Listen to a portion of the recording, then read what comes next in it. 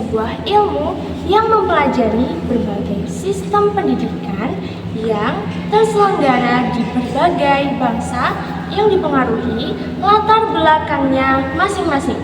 Hal ini membuat pendidikan komparatif ikut mendorong banyak pihak untuk tidak hanya melakukan kajian terkait penyelenggaraan sistem pendidikan saja, melainkan juga mengkaji aspek kehidupan di luar sistem pendidikan pada suatu bangsa, di antaranya latar belakang sosial, ekonomi, politik, dan kebudayaan.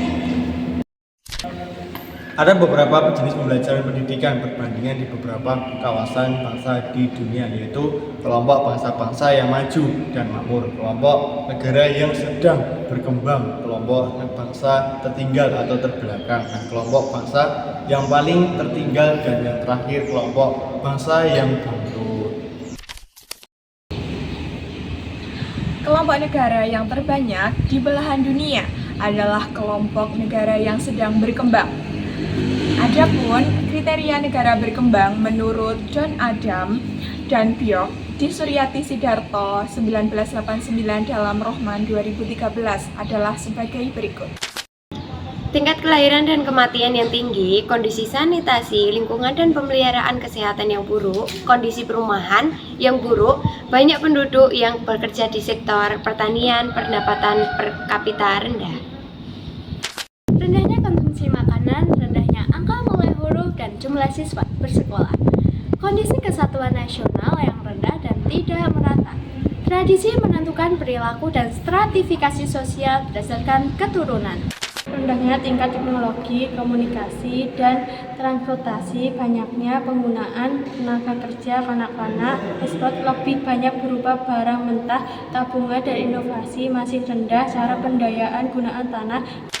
Militer dan kaum feodal mendominasi pemerintahan kekayaan, banyak di tangan sekelompok kecil orang dan kelas menengah.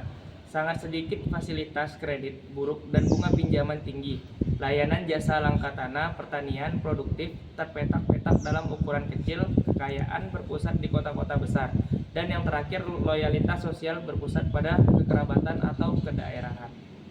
Adapun tujuan pendidikan komparatif antar bangsa dan budaya, yaitu yang pertama, memahami latar belakang budaya yang mempengaruhi sistem pendidikan suatu negara. Yang kedua, meningkatkan kualitas pendidikan nasional melalui pembelajaran dari sistem. Yang ketiga, mendorong toleransi dan saling pengertian antar bangsa melalui pemahaman budaya pendidikan. Yang keempat, menyesuaikan inovasi pendidikan agar sesuai dengan karakteristik lokal itu sendiri.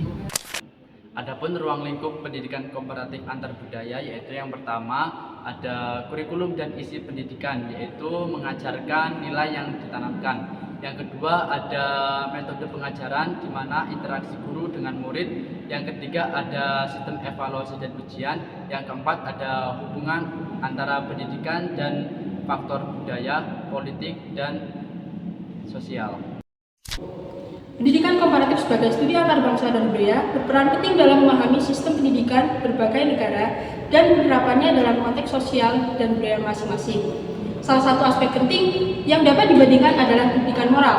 Jepang dikenal dengan sistem pendidikan moral yang terstruktur.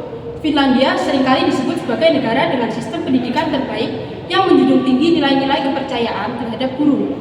Selain itu, kasus lain yang berkaitan dengan studi pendidikan komparatif sebagai studi antar bangsa dan budaya, yaitu antara Indonesia, Malaysia, dan Jepang dalam merancang dan melaksanakan pendidikan karakter dengan cara yang mencerminkan ciri khas bangsa dan budayanya masing-masing.